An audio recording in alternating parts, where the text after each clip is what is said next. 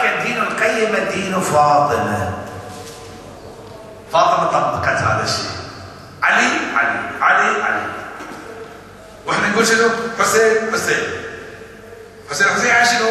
يعني ما نعرف شيء، احنا نبي نمشي على خاطر الحسين. فاطمة طبقت علي، كل وجودها علي. وفاطمة هي أسوة لمن؟ للحجة. وإن لي في ابنة رسول الله أسوة حسنة. زين، الحسين شو سوى؟ الإمام الحسين الحنيفية الضايعة حققها في الخارج. زين، ليش تبقي الحنيفية؟ لأن في دولة الحجة احنا نشوف الحجة، كلنا نشوف الحجة. نشوفها كلنا، احنا قاعدين في مكان نشوفها.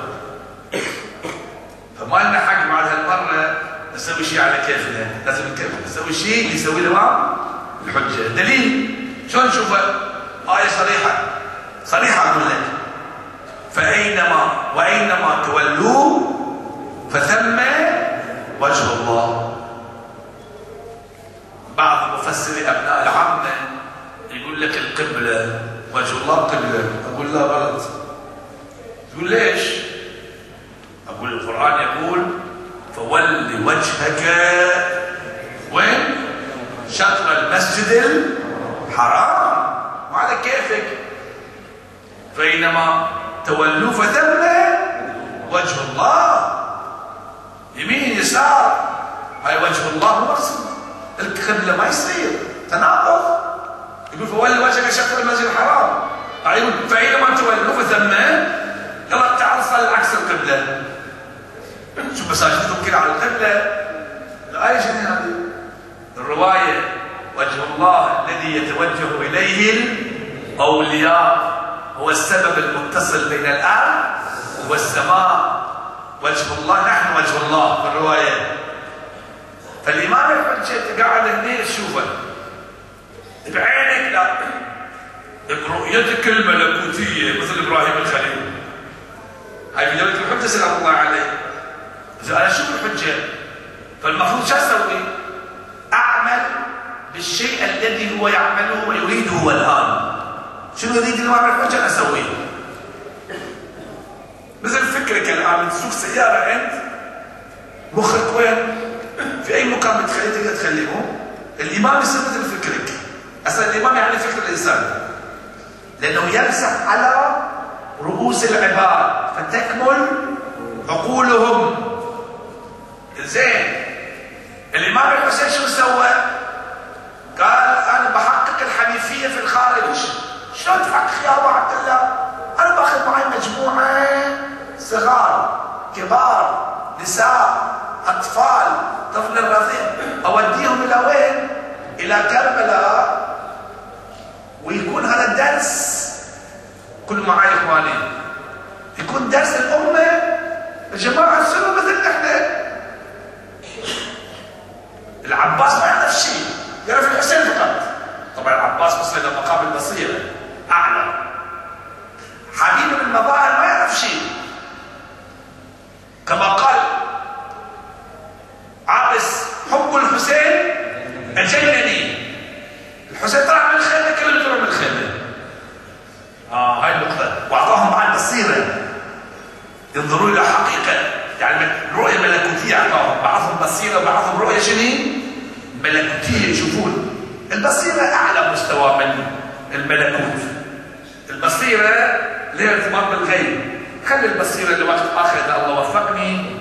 نعم، أشرح لك. البصيرة مقام عظيم، إن واحد يشوف أعلى مستوى من عالم الملكوت، يشوف حتى الجنة والنار. ولهذا أبو الفضل يغبطه الأنبياء كلهم. ليش؟ وصل إلى مقام عظيم. واحد يقول لي يعني أعلى من مقام إبراهيم الخليل، أنا ما أدري، ولكن يغبطه بالأنبياء. شنو معناه؟ يغبطه يعني النبي إبراهيم يقول: أتمنى لو كنت مثل أبو الفضل العباس. ما أدري يعني. هاي الرواية موجودة وهاي الزيارة موجودة، وأنت فكر في الموضوع، ما بتدخل في هذا المجال الآن. المهم، فالإمام الحسين ماذا فعل؟ جاب مجموعة هناك كلهم صاروا حلفاء، حتى الطفل الرضيع.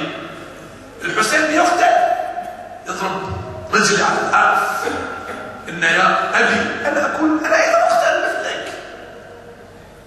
كلهم ها بيمشون في كل حركاتهم مع الإمام الحسين سلام الله عليه. جسد الحنيفية. في الواقع أقول لك كلمة أخرى وأختم الحديث.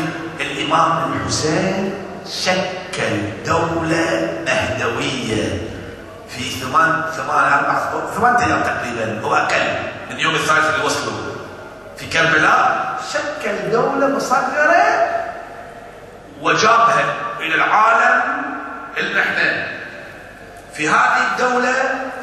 حقائق موجودة كثيرا منها الحنيفية، مئات الحقائق، مئات استباق، حركة، نعم، صلاة، كل شيء. بس هدف شنو؟ ان اللي بيروحون في دولة المهدي يعيشون يا جماعة تعالوا تعلموا الحنيفية هنا في كربلاء. بس التعليم لطيف. شوف بعض الأحيان في واحد يجيب لك نموذج بس صعب جدا، يلخص لك دولة بيلخصها في كم يوم. دولة المهدي بما فيها من المؤسسات والبرامج والأخلاقيات والصفات، كل هاي الدولة معجزة. الإمام الحسين سلام الله عليه جمعها في كربلاء. احنا بعد هالساعة اللي جاي نتكلم جاي نقول شيء واحد يا جماعة، بس حنفاء. تعال شوفوا القاسم حنيف، بعد الطفل الرضيع حنيف، يعني الساعة بيصيروا حنفاء أم وهب، بعد بيصيروا حنيفات زوجة وهب، وبعد الأطفال بيصيروا حنفاء. لكن اللي يقول لعل أمه غير راضية، قال إن أمي أمرتني، هي اللي أرسلتني. عجيب. أطفالنا بيصيروا حنفاء. عبد الله بن الحسن دخل عمي، كلهم راحوا صاروا ذابوا في الإمام الحسين سلام الله عليه، وصلوا إلى هذا المستوى. هذا معجزة. هذا من معاجز الإمام الحسين سلام الله عليه، أنه جمع دولة المهدي في أيام. ولهذا في خيمة الحسين تشوف عجائب وغرائب، تشوف عجائب. عمره 13 سنة. تصور أنت، قال وجهه كفلقة القمر. يوم سمع كلام الإمام الحسين أنه كلكم تقتلون، قام الولد قال وأنا ممن أقتل؟ قال يا ولدي كيف الموت عندك؟ قال أحلى من العسل. شو شلون؟ أحلى من العسل يعني ولم أنت يا عمي بتموت تقتل، خلينا نقتل إلى هذا المستوى. وصل القاسم بن الحسن. تصور يعني إنسان إلى هذا المستوى. قال إذا أنت ممن تقتل، ولكن بعد أن تبتلى ببلاء عظيم. بلاء عظيم شنو؟ هاي المسألة بلاء عظيم. ما الأقل نقتل بالتفصيل، ولكن أنا أشير إلى البلاء العظيم على حسب رؤية بعض المراجع العظام. ابتلي القاسم بن الحسن ببلاء عظيم. الرواية تقول هكذا: وهو غلام صغير لم يبلغ الحلم، فلما نظر الحسين عليه السلام إليه قد برز، اعتنقه طويلا وجعلا يبكيان حتى غشي عليهما، ثم استأذن الحسين عليه السلام في المبارزة، فأبى الحسين عليه السلام أن يأذن له، فلم يزل